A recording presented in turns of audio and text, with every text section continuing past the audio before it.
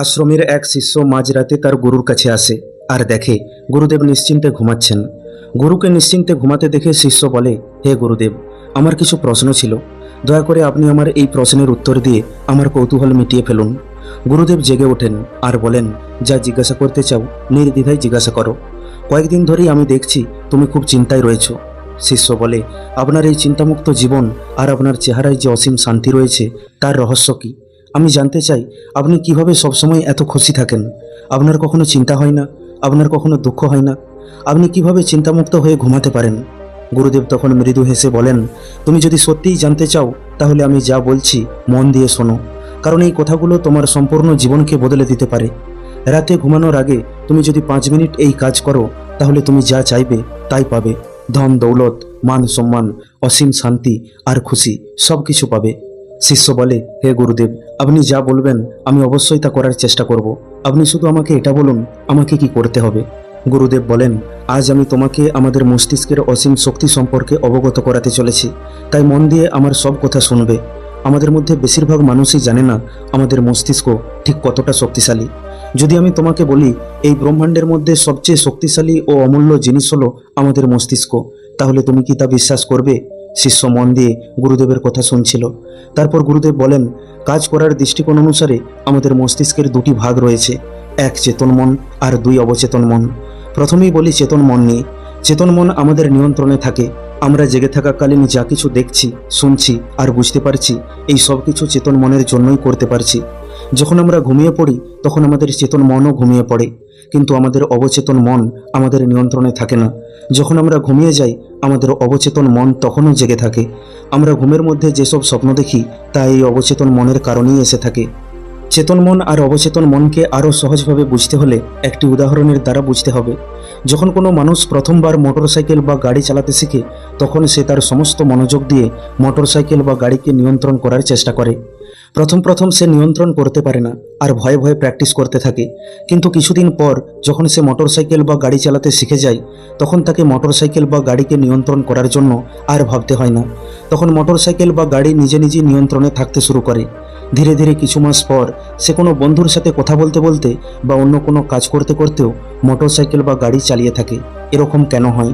কারণ প্রথম প্রথম কোনো মানুষ যখন বাইক বা গাড়ি চালানো শিখে তখন সে তার চেতন মনকে ব্যবহার করে, কিন্তু সে যখন বারবার মোটরসাইকেল বা গাড়ি চালানোর অভ্যাস করে তখন তার এই অনুভব ধীরে ধীরে তার অবচেতন মনে স্টোর হতে শুরু করে, আর ধীরে ধীরে অবচেতন মন চেতন মনের জায়গা নিয়ে ফেলে। আমাদের অবচেতন মন একটি অটো পাইলট সিস্টেমের মতো কাজ করে। সে নিজে নিজেই স্বয়ংক্রিয়ভাবে কাজ করতে থাকে। যত রকমের অটোমেটিক বা স্বয়ংক্রিয় কাজ আছে, যেমন শ্বাস প্রশ্বাস নেওয়া, হার্টবিট চলা ইত্যাদি, এই সব কিছু আমাদের অবচেতন মনের দ্বারাই হয়ে থাকে। আমাদের অভ্যাস ও দৈনন্দিন কাজেতে আমাদের অবচেতন মনেরই বেশি যোগদান থাকে। তাই আমাদের প্রত্যেক চিন্তাভাবনা আমাদের অবচেতন মনের ওপর গভীর প্রভাব ফেলে। বা তুমি এটাও বলতে পারো যে আমরা যা কিছু ভাবি আর করি তাই দিয়েই আমাদের অবচেতন মনের প্রোগ্রামিং হয়ে থাকে, আর তারপর ধীরে ধীরে আমাদের অবচেতন মন সেই কার্যকে নিয়ন্ত্রণ করতে শুরু করে। আমাদের অভ্যাস আর ধারণার নির্মাণও এভাবেই হয়ে থাকে। পরে সেই অভ্যাস অটোমেটিক্যালি আমাদের অবচেতন মনের দ্বারা নিয়ন্ত্রিত হয়ে থাকে, আর এটা নির্ভর করে আমরা আমাদের অবচেতন মনকে কিভাবে প্রোগ্রামিং করে থাকি তার উপর। একবার প্রোগ্রামিং হয়ে যাওয়ার পর আমাদের অবচেতন মন সেই অনুযায়ী কাজ করতে শুরু করে, তাতে সেটা ভালো কাজ হোক কিংবা খারাপ। একটা কথা সর্বদা মনে রাখবে, চেতন মনকে আমাদের অবচেতন মনের গেটকিপার বা চৌকিদারও বলা হয়। আসলে আমাদের প্রত্যেক ভাবনা একটি বীজের মতো, আর আমাদের অবচেতন মন একটি বাগানের মতো হয়ে থাকে। এবার আমাদের চেতন মন এটা নির্ণয় নেবে যে আমাদের অবচেতন মনে কি বীজ বোনা হবে আর কি বীজ বোনা হবে না। কখনো কখনো আমরা নিজের অজান্তেই আমাদের অবচেতন মনের ভুল প্রোগ্রামিং করে ফেলি।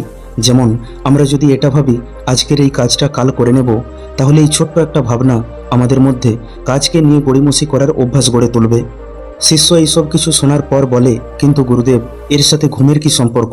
আর ঘুমানোর 5 মিনিট আগে আমাকে কি করতে হবে? সাথে সাথে চিন্তামুক্ত জীবনের কি রহস্য রয়েছে, দয়া করে সেটাও আমায় বলুন। গুরুদেব বলেন, কোনো কিছু শেখার সময় তাড়াহুড়ো করবে না, না হলে এই তাড়াহুড়ো করে যে তথ্য তুমি সংগ্রহ করবে সেটা ভুল হওয়ার সম্ভাবনা বেড়ে উঠবে, আর এই ভুল ইনফরমেশন আমাদের লাভের চেয়ে ক্ষতি বেশি করে। এই জন্য কোনো কথাকে ধৈর্য ধরে শোনার অভ্যাস তৈরি করো। তারপর গুরুদেব বলেন, তুমি কি জানো যে আমাদের চেতন মন আমাদের মস্তিষ্কের ক্ষমতার কেবল 5% ব্যবহার করে থাকে, যেখানে আমাদের অবচেতন মন আমাদের মস্তিষ্কের 95% ক্ষমতাকে ব্যবহার করে থাকে। যেমন আমাদের ফিলিং, বিলিভ সিস্টেম, স্মৃতিশক্তি, অনুভব করার শক্তি সহ আরও অন্যান্য স্বয়ংক্রিয় প্রক্রিয়া, যেমন শ্বাস প্রশ্বাস নেওয়া, হৃদস্পন্দন অনুভব করা, চোখের পলক ফেলা, এই সব কিছু আমাদের অবচেতন মন কন্ট্রোল করে থাকে। আমাদের অবচেতন মনের প্রসেসিং পাওয়ার প্রায় 40 মিলিয়ন বিটস পার সেকেন্ড হয়ে থাকে, মানে যা চেতন মনের থেকে লক্ষ লক্ষ গুণ বেশি হয়ে থাকে। আমাদের অবচেতন মনের শক্তি এতটাই প্রবল হয়ে থাকে যা এই ব্রহ্মাণ্ডের যে কোনো সম্ভাবনাকে খুব সহজেই বাস্তবায়িত করার ক্ষমতা রাখে। জীবনে একটা কথা সর্বদা মনে রাখবে, আজ তুমি যা কিছু হয়েছ, জীবনের যেই পরিস্থিতিতে দাঁড়িয়ে রয়েছ, সেটার জন্য তোমার চিন্তাভাবনাই দায়ী। তুমি নিজের মস্তিষ্ককে যেমন কথা বলে থাকো, যেমন জিনিস দেখিয়ে থাকো, আর যেমন কথা ভাবতে থাকো, সেরকমই তুমি হয়ে ওঠো, আর তোমার জীবনও সেরকমই হয়ে ওঠে। এর উপর নির্ভর করেই তুমি জীবনে সুখ, দুঃখ, শান্তি পেয়ে থাকো, আর কোনো কিছু হারিয়ে থাকো। তাই নিজেকে সঠিক দিশা দেখানো দরকার। তুমি কখনো এরকম অনুভব করেছো যে তুমি ঘুমানোর সময় সেই সব জিনিস বা ঘটনা নিয়ে স্বপ্ন দেখছো, যেটা তুমি ঘুমানোর কিছু মিনিট আগেই ভেবেছো বা চিন্তাভাবনা করেছো, শুনেছো বা দেখেছো? শিষ্যটি তখন বলে, হ্যাঁ গুরুদেব, আমার সাথে এরকম অনেকবার হয়েছে। তারপর গুরুদেব বলেন, যখন আমরা অর্ধেক ঘুমিয়ে থাকি আর অর্ধেক জেগে থাকি, তখন আমরা যা কিছু ভাবি, চিন্তা করি, বলি বা শুনি, সেই সব কিছু আমাদের অবচেতন মনে স্টোর হতে শুরু করে। আর সবচেয়ে গুরুত্বপূর্ণ বিষয় হলো, রাতে ঘুমানোর আগে আর সকালে ঘুম থেকে ওঠার পর আমাদের অবচেতন মন সবচেয়ে বেশি অ্যাক্টিভ থাকে। এই সময় আমরা যা যা ভাবি, আমাদের অবচেতন মন সেই সব কিছু বাস্তবে রূপান্তরিত করার চেষ্টা করে, তাতে সেটা ভালো হোক কিংবা খারাপ। কারণ আমাদের অবচেতন মনের কাছে ভালো মন্দ বিচার করার ক্ষমতা থাকে না। আমরা যা কিছু বারবার ভাবি বা চিন্তা করি, আমাদের অবচেতন মন এটা ভেবে নেয় যে আমরা হয়তো সেই সব কিছু জীবনে পেতে চাইছি। তাই এই সময় আমাদের সেই সব কিছু ভাবা বা কল্পনা করা দরকার যা আমরা জীবনে পেতে চাই। এই সময় ভুল করেও সেই সব সমস্যা, চিন্তা, দুঃখ নিয়ে ভাবা চলবে না যা আমাদের জীবনকে কঠিন করে তুলেছে, যা আমরা আমাদের জীবনে কখনোই দেখতে চাই না। সেই জন্য ঘুমানোর আগে ভালো কিছু ভাবো, সেই সব কিছু ভাবো যা তুমি জীবনে পেতে চাও। এই সময় তুমি সেই সব কিছু তোমার অবচেতন মনে ডাইরেক্ট স্টোর করতে পারো যা তুমি তোমার জীবনে দেখতে চাও। এই সময় তুমি সেই সব কিছু নিয়ে ভাবো যা তোমাকে সুখ শান্তি দেবে, যাতে তোমার মন হালকা হবে, খুশি পাবে। ঘুমানোর আগে 5 মিনিট চোখ বন্ধ করে এটা ভাবো, আজকের সারাদিন অতিবাহিত করার পর এই 5 থেকে 10 মিনিট আমি নিজেকে দিতে চলেছি। আমি সবার আগে তাদের ক্ষমা করতে চাই যারা আমার সাথে খারাপ ব্যবহার করেছে।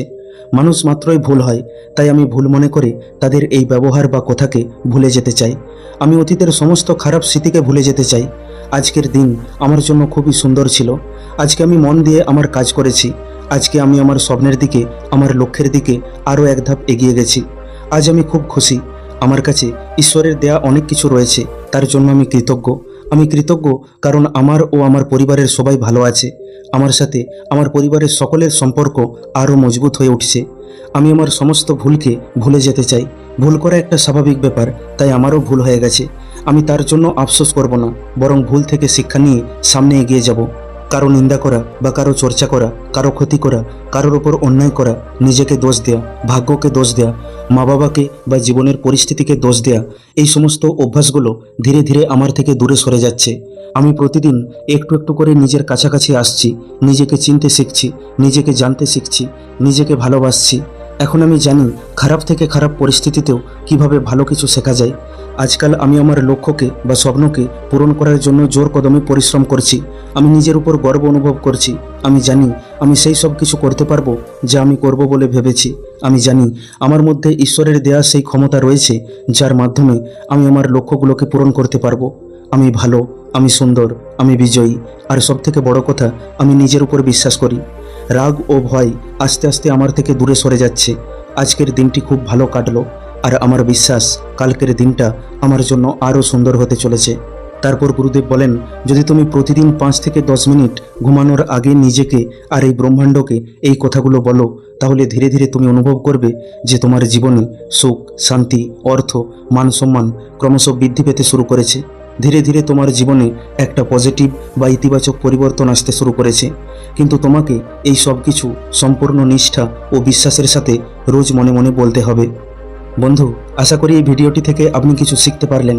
ভিডিওটি কেমন লাগলো কমেন্ট করে অবশ্যই জানান। ভালো লাগলে লাইক করে দিন আর আপনজনের সাথে শেয়ার করে নিন।